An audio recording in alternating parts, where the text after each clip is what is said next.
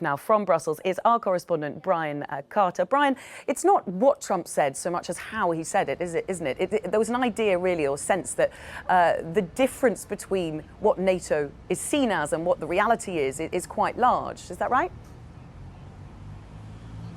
Absolutely, Belle. When you talk to the experts here, they say that behind all this bickering and fears and anxiety and what goes on Twitter, it's actually quite a successful NATO summit. If you look at the policies of Donald Trump on NATO, there's actually a lot of continuity between the previous administration and this administration. Now, for non-U.S. NATO allies, they actually agreed to increase their defense spending by $266 billion by 2024. That's not a small sum. And if you look at what's actually on paper and what they agreed on, there's quite some significant steps for the future of the alliance, such as new training operations for the Iraqi troops, new cyber operations center, readiness initiatives. They also agreed, it's important to mention, to welcome the soon-to-be called Republic of North Macedonia as the 30th member once the process of changing the name has been completed. But still, when you talk to the military, the academics, and the journalists here at this summit, while they are optimistic about the future of the alliance, there is a fear about what Donald Trump could say, what he could do, what he could decide on NATO, despite the fact that NATO enjoys very strong support from the Defense Department in the U.S. and also from the U.S. Congress, as Derek Chollet, a researcher with the German Marshall Fund of the United States, explained in the video you're about to watch. Just as the U.S. has been doing more than many other NATO allies over the years in terms of contributing to the common defense, it could do less.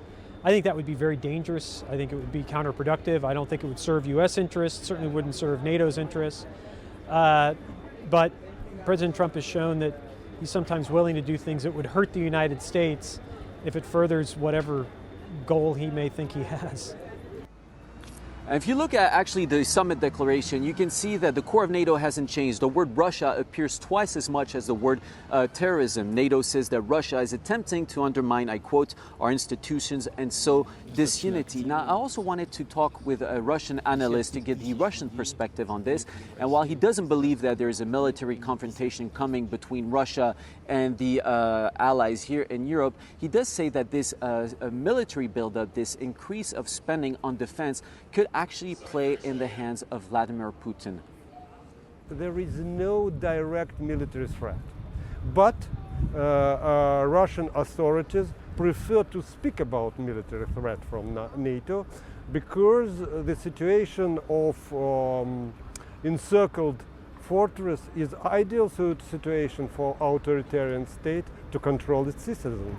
Anybody who try to criticize Mr. Putin immediately is named as a fifth column. And that argument is not that far away from the arguments made by some of the protesters that were here yesterday gathering in Brussels under the slogan, "Make peace great again." Belle? Really interesting, Brian, to hear from both the Europeans and the Russians on that. Thank you very much, Brian Carter in Brussels for us there. Well, staying with that NATO summit, Donald Trump, the US president, has been quick to call the Europeans and to accuse the Europeans of allowing the US to pay for their defence. How fair have those comments been? Alex in the Cube can tell us a little bit more. Oh, and they were made on social media, Belle, and you can understand any tweet by Donald Trump gets a lot of reaction, doesn't it? All over the world. Well, this is a tweet in particular that got people talking. Donald Trump's tweet saying many NATO countries are delinquent in their payments. They're not making their current commitment, as he uses the word current there, that's a key word, of 2% GDP spending, saying, will they reimburse the US? So some key themes here. Countries are delinquent.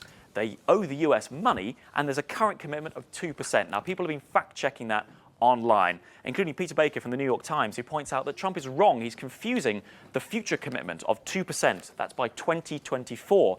2% of defense spending, sorry, 2% of GDP on defense.